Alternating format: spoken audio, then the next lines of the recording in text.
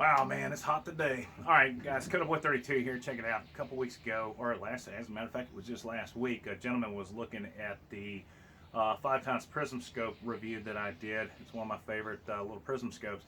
And he asked me, he says, well, why wouldn't you go with the 1/6 power primary arm scope? And I go, well, I'm glad you asked that question because in all actuality, I have. So what I want to do, he asked the question, could you do a comparison between the two? And I said, absolutely, let's go ahead and do that because I think it's a good thing to be able to take the two, weigh them, figure out where you could be on the two of them. But it all goes back to, as Nothing Fancy would say, philosophy of use. So let's take a look at this real quickly. First of all, this is the 5 times prism scope, and this is set up on a pistol, AR pistol with a 10.5-inch barrel. Now, one of the reasons why I have this set up like this is because this is an optimal scope for CQB and reaching out to, say, 250, 300 yards. Absolutely perfect, and it matches the use of this barrel. Now, I love this scope because, one, my eyesight, it sucks. Going to the range, it's a funny thing, or going through teaching a course or doing whatever. But in any case, it lends itself to, look at that, a very good situation where all I have to do is I can see the target and the dot. And this has a great dot with the reticle and the ACSS reticle, which, by the way, is just phenomenal reticle setup. But I think that this is built and better suited for an SBR or a 10.5-inch pistol barrel. So this is what the purpose is for this one. Now, this guy right here, whoa, this is set up more for a competition rifle. Now, this has a 14.5-inch barrel, and I gotta be perfectly honest with you, if shit hits the fan, it'll be real tough to argue. All these guys be sitting in a row going, take me, and I'd be like, I don't know which one to take. But in any case, I think that this scope right here is an excellent scope. I don't know that it's something that I would take into a combat role or situation. I know it's very well suited. It as well has the ACS reticle and is super clear. The advantages are that you can go from 1/6 power. So you can reach out a little bit further with this guy and you can probably use it. And it is a true 1 power ratio. So you can use it in a CQB situation. However, in a CQB situation, the ratio field of view is limited. So if you were wanting to go with something that was 1 power, just stick with an EOTech, okay? But you could use this, I guess, but we'd have to go from there. So what we're gonna do, I'm gonna take you over here on the table. We're gonna strip both these scopes off the rifles, and we're gonna do a 1-for-1 comparison so that we can get a good educated decision on how you wanna go and making your decisions on that part of it. This guy right here has an American Defense scope mount on it. These guys come with the scope mount. So financially, there's some decisions that need to be made there. Ultimately, in my opinion, I think that probably the 1/6 is more versatile just because you do have the variable power there. But this guy right here is built like a tank. So there's some things we might even have to build a spreadsheet with this. So with that being said, let's go ahead and take it over to the table here. And just guys, bear with me. It's hot as hell in my shop. We're down in the southern states, and she's starting to get a little bit warm. This is always why I try to shoot the videos at like 4 a.m. in the morning. As you can see, I'm just pouring sweat. This is my Thomas Magnum shirt. Being kind of goofy today. So, guys, let's do it. We're going to move over to the table. The primary arms. Here's the shootout. Stand by. All right, so we're sitting at the table. Basically what we have here, gentlemen, ladies, this is the primary arms 1/6 power variable scope. This is the 5 times prism scope. And let's do something here that it's kind of awkward to do because both these scopes are meant for totally 2 different things. I mean, you're going to use this one for more of a competition. This is going to go on some type of battle rifle, and I think this is what this is designed for. Now, it does have the Picatinny rail on the top. You can put a little reflex sight up there. To be perfectly honest with you, if I'm getting that close, then I'm putting it to the shoulder, and I'm just going to start drawing down on the guy. I'm not even going to look through the sights. But in any case, let's talk about this. You've got the exact same reticle in both of these. So you don't have to, there's no differences in the reticle. They're exactly the same thing. The other thing that I would say that's a little bit differently, the eye relief is a little bit more forgiving on the 1 to 6.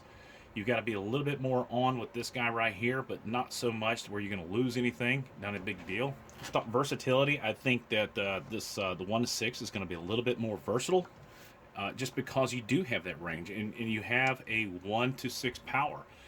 But with that being said, this is a tank, and so much of a tank. Let me just go ahead and I'm going to show you the weight differences in between of these two. And I haven't personally put these to the test yet, but with this guy right here, all right, it's zeroed out.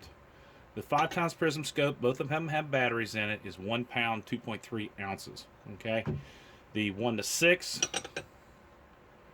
is 1 pound, 1.5 ounces. So this guy is even a little lighter than the 5x Prism Scope, which indicates to me this thing's built like a damn tank. But again, this has the mounts on it. You can go ahead and pull these off. You can put basically anything American Defense. You can put the PRI, or you can put the God, what's the other main? Arms Inc.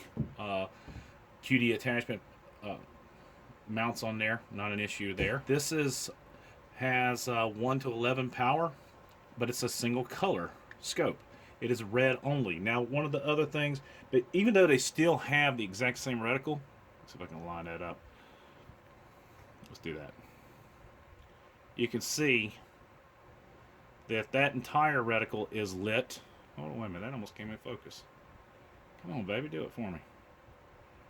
All right, whereas this guy right here, see if I can get it to light up, only the center circle is lit. And that's why I'm saying in a CQB situation, all I'm doing is I'm putting the dot on whoever I'm hitting. Okay, so that's why I don't have a problem using this for CQB. And the nice thing is, on a battle rifle or a 10.5-inch barrel, Mark 19 or whatever you want to use on it, Mark 19, Mark 18, yeah, you're not going to use this on a Mark 19. But you can reach out to 300 yards effectively with this thing. It's real comfortable at 100 yards. I mean, I gotta be quite honest with you. If I'm getting in there, I'm gonna try to hunker down and get behind something, and I'm trying to disappear at that point.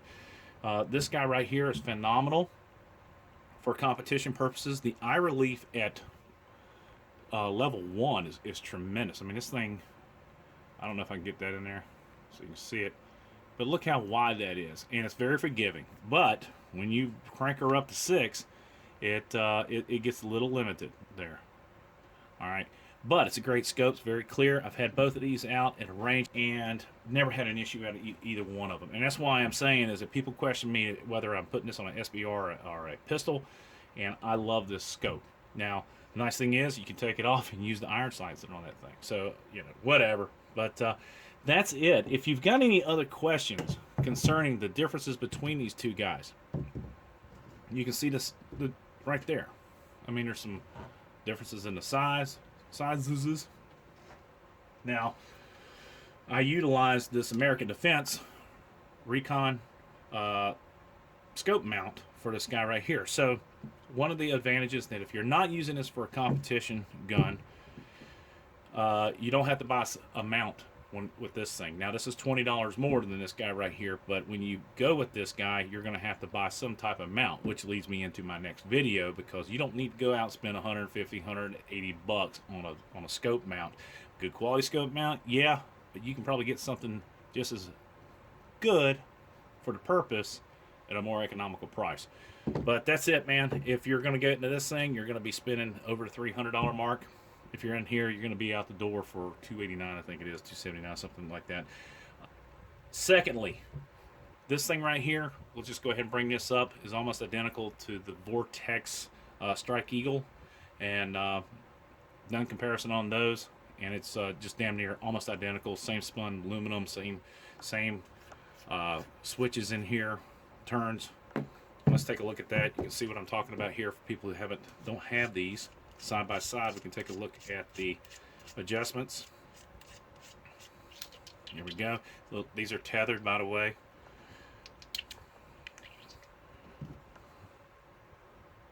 Good way to look at it. I don't know if it's going to make a deciding factor on what you're going to be doing, but that's it. All right, go ahead and close that up. Now, let me show you something really cool that I'm not going to do a review on, but I did a while back was the Butler Creek caps for this thing sucked. The ones that I bought, the rubber ones. So I got the Bikini Covers. These are pretty decent. They work well, and I like the Bikini Covers better than I do, say, the flip-up caps. But you can put these things on, and also the nice thing that I don't have to worry about trying to flip them up. The damn things would never stay shut, especially those rubber ones. I can go ahead and utilize, and I know we're getting off key here, but for those guys that are using any of these prism scopes, you can go ahead and get these little, these are from Butler Creek also. They're about $6 or $7 off of Amazon, and they do make them for the larger scopes as well. And I've fallen in love with them because the primary arms lens caps are they're there, but they're not there. But in any case, you put that down, and this thing is permanently tethered. You can pop it off, and you don't have to worry about ever having to lose them or find them or anything else. They're there. And you guys that spend some time overseas, you know what I'm talking about. All right, well, anyway, guys, that's my real quick comparison between these two. Again, if you have any questions, comments, or anything else down below, please don't hesitate leaving them. I'll do what I can to answer them. But in all, I think it comes down to the purpose and what you're going to be doing with the rifle. They're both suitable. They're both great scopes. And there's not one, I think, advantage over the other. Just the purpose. So, guys, with that being said, support your boys in blue. As always, God bless America. God bless those men and women in uniform 24/7 for our freedom, because freedom is not free. It's Good Boy 32 out.